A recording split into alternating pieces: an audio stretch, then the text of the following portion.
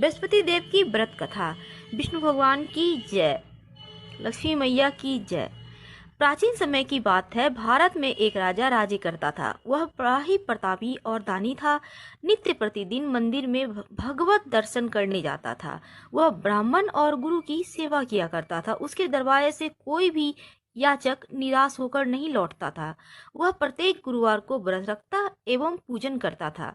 हर दिन गरीबों की सहायता करता था। परंतु यह सब बातें उसकी रानी को अच्छी नहीं लगती थी। वह न व्रत करती, न किसी को एक पैसा दान में देती थी।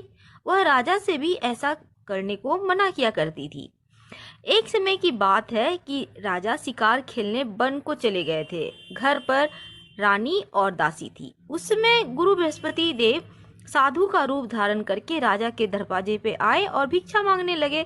तो साधु ने रानी से भिक्षा मांगी तो वह कहने लगी कि हे साधु महाराज, मैं इस दान पुण्य से तो तंग आ गई हूँ।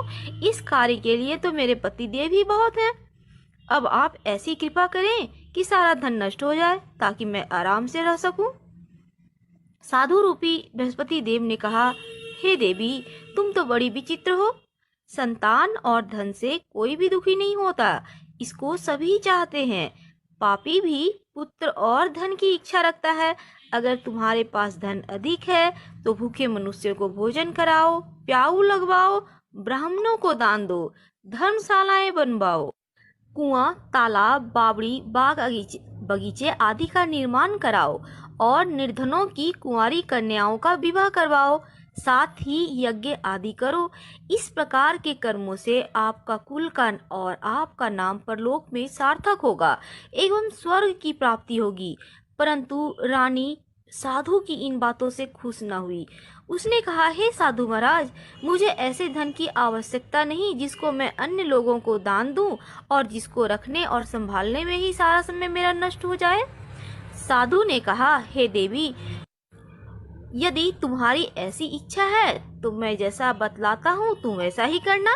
बृहस्पतिवार के दिन अपने घर को गोबर से लीपना, अभी के युग में पोछा लगाना जिसे कहते हैं, अपने केसों को पीली मिट्टी से धोना, केसों को धोते समय स्नान करना, राजा से कहना वह हजामत करवाए, भोजन में मांस मदिरा खाना, कपड़ा धोबी की यहाँ धुलने डालना। इस प्रकार 7 बृहस्पतिवार करने से तुम्हारा धन नष्ट हो जाएगा। यह कहकर साधु महाराज रूपी बृहस्पति देव अंतर ध्यान हो गए। रानी ने साधु के कहने के अनुसार 7 बृहस्पतिवार तक वैसा ही किया। साधु के बताए अनुसार कार्य करते हुए अभी तो केवल 3 बृहस्पतिवार ही बीते थे कि उनकी समस्त धन संपत्ति नष्ट हो गई। भोजन के लिए दोनों समय परिवार तरसने लगा तथा संसारिक भोगों से दुखी रहने लगा। तब वह राजा रानी से कहने लगा कि हे रानी, तुम यहाँ पर रहो, मैं दूसरे देश को जाता हूँ, क्योंकि यहाँ पर मुझे सभी मनुष्य जानते हैं, इसलिए मैं यहाँ कोई कार्य नहीं कर सकता। अब मैं परदेश जा रहा हूँ, वहाँ कोई काम धंधा करूँगा, शायद हमारे भाग्य बदल जाए। ऐसा कहकर राजा परदेश चला गया और वहाँ जंगल में लकड़ी काटता और शहर में बेचता। इस तरह से जीवन व्यतीत करने लगा। इधर राजा के बिना रानी और दासियां दुखी रहने लगी। किसी दिन भोजन मिलता, किसी दिन जल पीकर रह जाती। एक समय रानी और दासियों को 7 दिन बिना भोजन के किए हुए व्यतीत करना पड़ा। तो रानी ने अपनी दासी से कहा, हे दासी, यहाँ पास ही के नगर में मेरी बहन रहती है, वह बड़ी धनवान है। तू उसके पास जा और वहां से 5 सेर बेझर मांग कर ले आ, जिससे कुछ समय के लिए गुजर हो जाएगा। दासी रानी की बहन के पास गई। रानी की बहन उस समय पूजन कर रही थी। बृहस्पतिवार का दिन था। दासी ने रानी की बहन से कहा, हे रानी, मुझे आपकी बहन ने भेजा है, मुझे 5 सेर भेजर दे दो। दासी के अनेक बार कहने के बाद भी रानी की बहन ने कोई उत्तर नहीं दिया, क्योंकि वह उस समय बृहस्पतिवार की कथा सुन रही थी। जब दासी को रानी की बहन से कोई उत्तर नहीं मिला तो वह बहुत दुखी हुई। उसे क्रोध भी आया। वह लौटकर रानी से बोली, हे रानी, आपकी बहन को बहुत धनी स्त्री है, वह छोटे लोगों से बात नहीं करती। मैंने उससे कहा तो उसने कोई उत्तर ही नहीं दिया, मैं वापस चली आई। रानी बोली, हे दासी, इसमें उसका कोई दोष नहीं है। जब बुरे दिन आते हैं ना तो कोई सहारा नहीं देता। अच्छे बुरे का पता आपत्ति विपत्ति में ही लगता है। जो ईश्वर की इच्छा होगी वही होगा। यह सब हमारे भाग्य का दोष है। उधर रानी की बहन ने सोचा कि मेरी बहन की दासी आई हुई थी, परंतु मैं उससे ना बोली, इससे वह बहुत दुखी होगी। अतः कथा सुन भगवान विष्णु का पूजन समाप्त कर वह अपने बहन के घर आ गई और कहने लगी, हे बहन, मैं बृहस्पति देव की व्रत कर रही थी, कथा सुन रही थी। तुम्हारी दासी हमारे घर गई हुई थी, परंतु जब तक कथा होती है तब तक हम लोग न उठते हैं न बोलते हैं, इसलिए मैं नहीं बोली। कहो तुम्हारी दासी क्यों गई थी? रानी बोली, बहन, हमारे घर में अनाज नहीं था। वैसे तुमसे कोई बात तो छिपी हुई नहीं है, इस कारण मैंने दासी को तुम्हारे पास 5 सेर बेझर लाने के लिए भेजा था। रानी की बहन बोली, बहन देखो, बृहस्पति देव सभी की मनोकामनाएं पूर्ण करते हैं।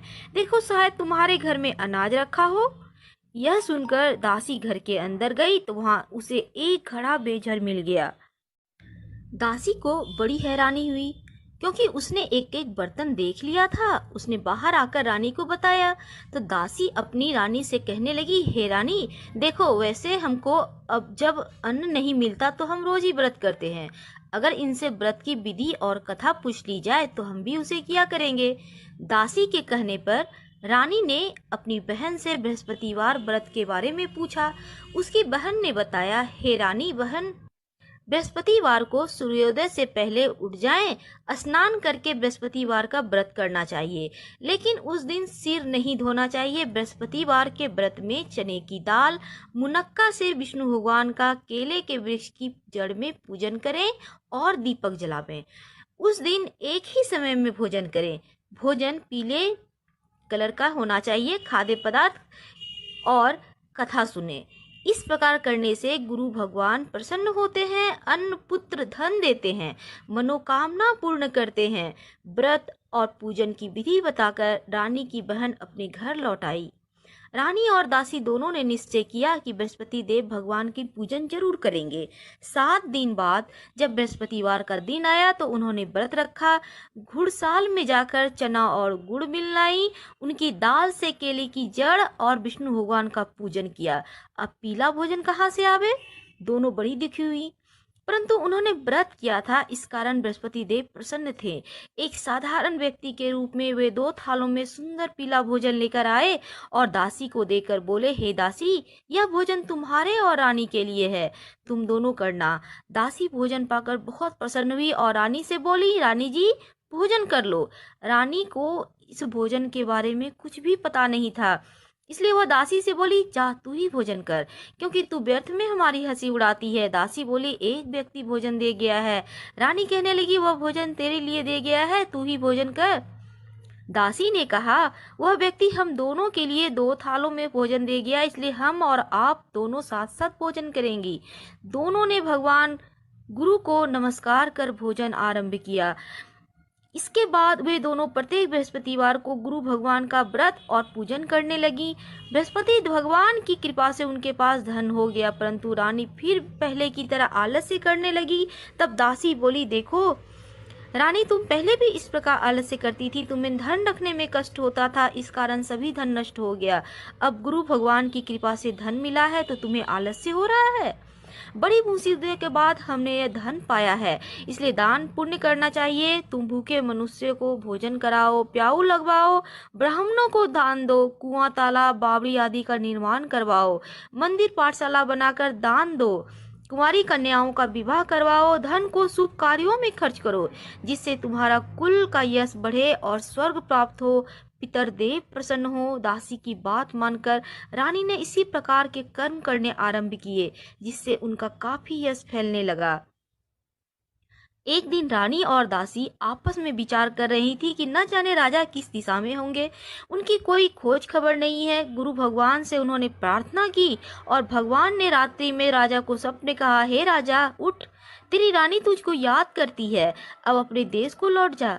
राजा प्रातःकाल उठकर जंगल से लकड़ियां काट कर लाने के लिए जंगल की ओर चल पड़ा। जंगल से गुजरते हुए वह सोचने लगा, रानी की गलती से उसे कितने दुख भोगने पड़े। राजपाट छोड़कर उसे जंगल में आकर रहना पड़ा। जंगल से लकड़ियां काटकर उन्हें बेचकर गुजारा करना पड़ा। उसी समय उस जंगल में बृहस्पति देव एक साधु के रूप में आए और राजा के पास आकर बोले, हे लकड़हारे, तुम इस सुनसान जंगल में किस चिंता में बैठे हो, मुझको बताओ। यह सुनकर राजा के नेत्रों में जल भर आया और साधु की वंदना करके बोला, हे प्रभु, आप सब कुछ जानने वाले हैं। इतना कहकर राजा ने साधु को अपनी संपूर्ण कहानी बतला दी। महात्मा दयालु होते हैं। वे राजा से बोले, हे राजा, तुम्हारी पत्नी ने बृहस्पति देव का अपमान किया था, अपराध किया था, जिसके कारण तुम्हारी यह दशा हुई। अब तुम किसी प्रकार की चिंता मत करो, भगवान तुम्हें पहले से अधिक धन देंगे। देखो, तुम्हारी पत्नी ने बृहस्पतिवार का व्रत आरंभ कर दिया है। अब तुम भी बृहस्पतिवार का व्रत करके चने की दाल और गुड़ जल में डालकर लोटे में केले का पूजन करो, फिर कथा कहो और सुनो। भगवान तुम्हारी सब मनोकामनाओं को पूर्ण करेंगे। साधु को प्रसन्न देखकर राजा बोला, हे प्रभु, मुझे लकड़ी बेचकर इतना पैसा तो मिलता नहीं और बचता भी नहीं जिससे कि भोजन करने के उपरांत कुछ बचा सकूं। मैंने रात्रि में अपनी रानी को व्याकुल देखा है। मेरे पास कोई साधन नहीं जिससे समाचार जान सकूं। फिर मैं बृहस्पति देव की क्या कहानी कहूं, मुझको तो कुछ भी मालूम नहीं है। साधु ने कहा, हे राजा, तुम किसी प्रकार की चिंता मत करो। बृहस्पतिवार के दिन तुम रोजाना की तरह लकड़ियां लेकर शहर में जाओ।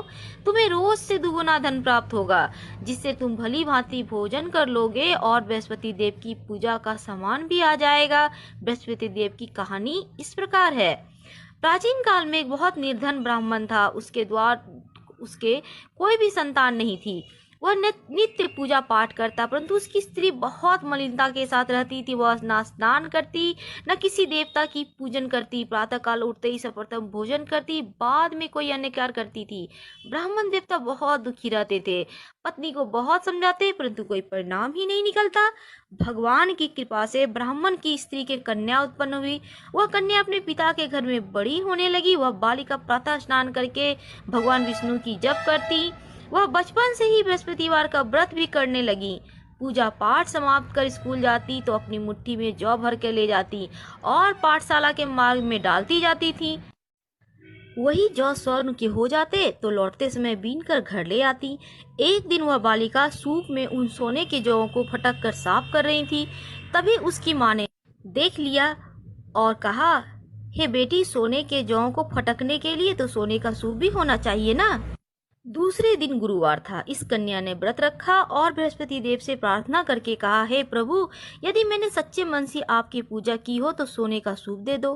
बृहस्पति देव ने उसकी प्रार्थना स्वीकार कर ली। रोजाना की तरह वह कन्या जौ फैलाती हुई स्कूल चली गई। स्कूल से लौटकर जब वह जौ बीन रही थी तो बृहस्पति देव की कृपा से उसे सोने का सूप मिला। उसे वह घर ले आई और उसमें जौ साफ करने लगी, परंतु उसकी माँ का वही ढंग रहा। एक दिन की बात है, वह कन्या सोने के सूप में जौ साफ कर रही थी। उस समय उस नगर का राजकुमार वहां से होकर निकला।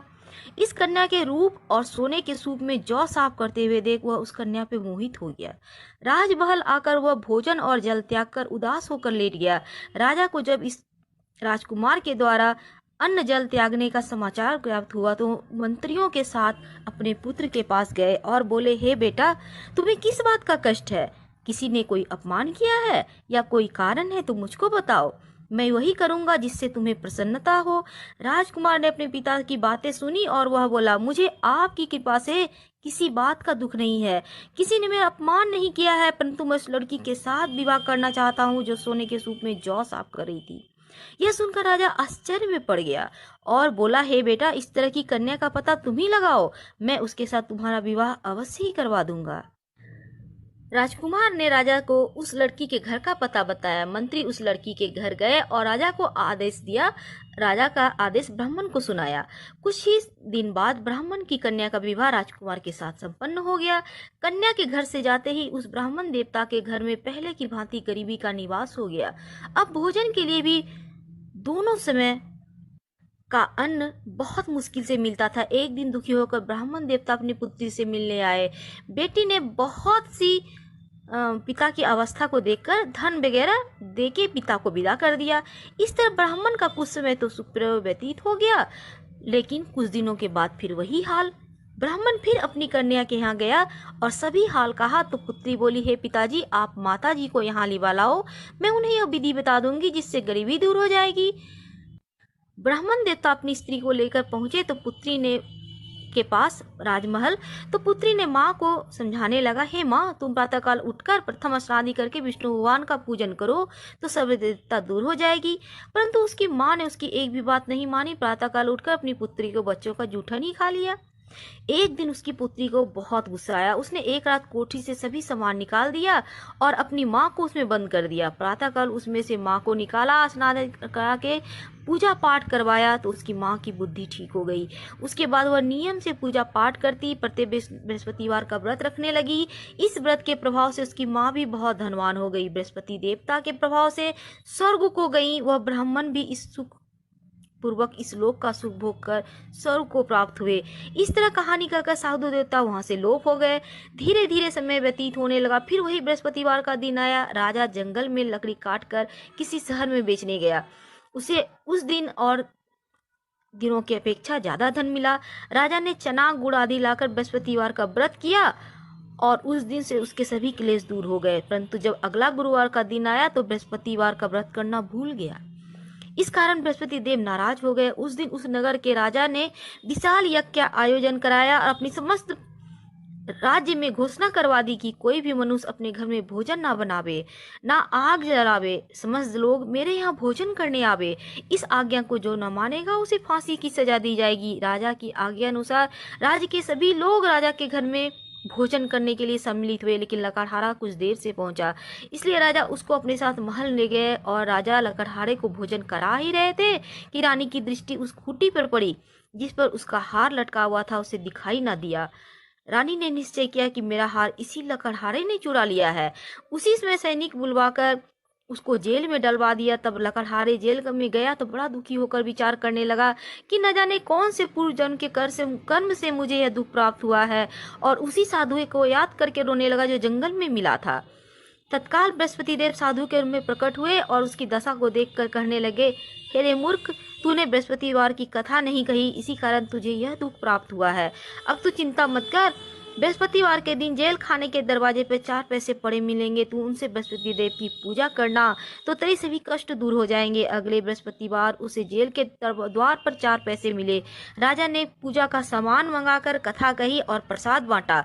उसी रात्रि को बृहस्पति देव ने उस नगर के राजा को स्वप्न में कहा, हे राजा, तुमने जिस आदमी को जेल में बंद कर दिया है वह निर्दोष है, वह राजा है, उसे छोड़ देना। रानी का हार उसी खूंटी पर लटका हुआ है। अगर तू ऐसा नहीं करेगा तो मैं तेरे राज्य को नष्ट कर दूंगा। राजा प्रातःकाल उठा और खूंटी पर हार टंगा हुआ देख लकड़हारे को बुलाकर क्षमा मांगी और राजा के योग्य सुंदर वस्त्र आभूषण भेंट कर उसे विदा किया। गुरुदेव की आज्ञा अनुसार राजा अपने नगर को चल दिया। जब राजा नगर के निकट पहुंचा तो उसे बड़ा ही आश्चर्य हुआ। नगर में पहले से अधिक बाग, तालाब, कुएं और बहुत सी धर्मशालाएं आदि बने हुए थे, मंदिर आदि बने हुए थे। तो राजा को आश्चर्य हुआ।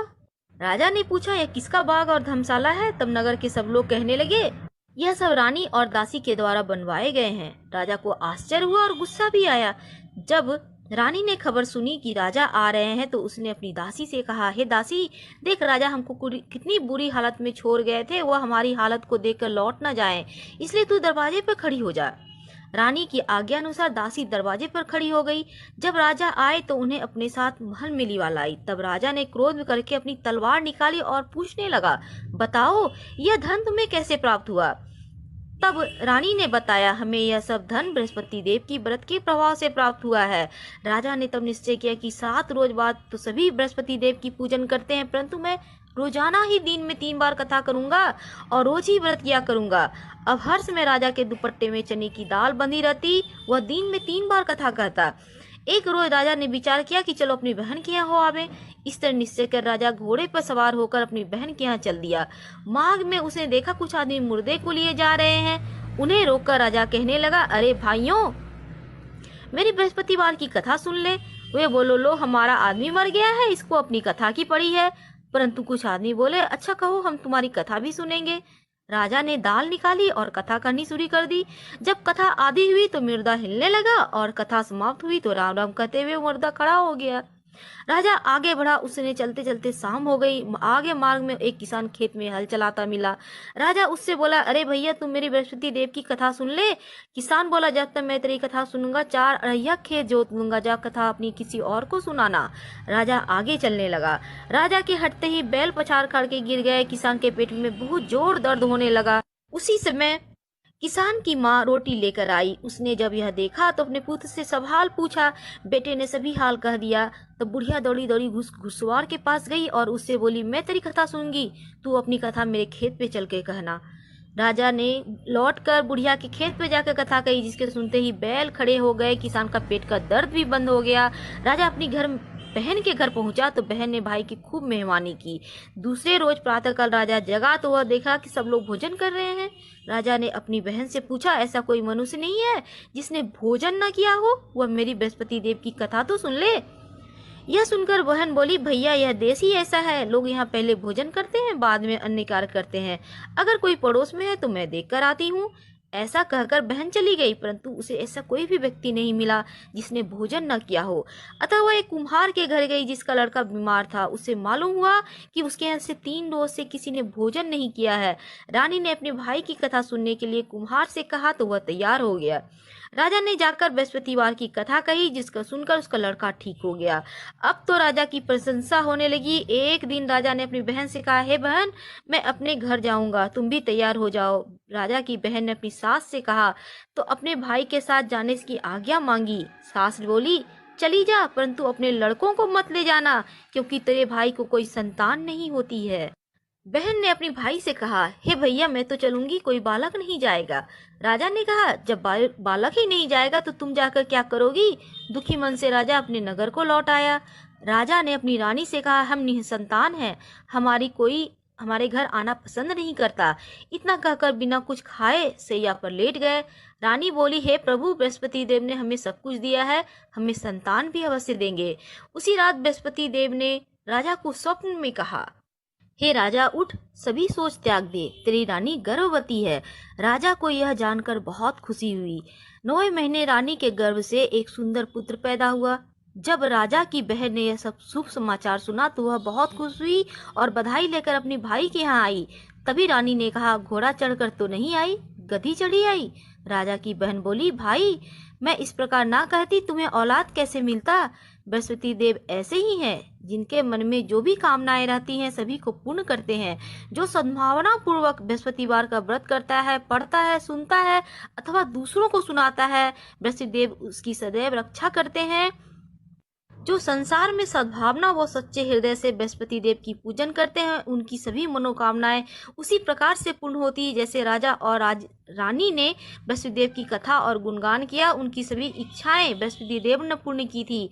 मनुष्य को हृदय से उनका जय जयकार करते हुए, मनन करते हुए जय जयकार बोलना चाहिए। बृहस्पति भगवान की जय, विष्णु भगवान की जय, लक्ष्मी मैया की जय।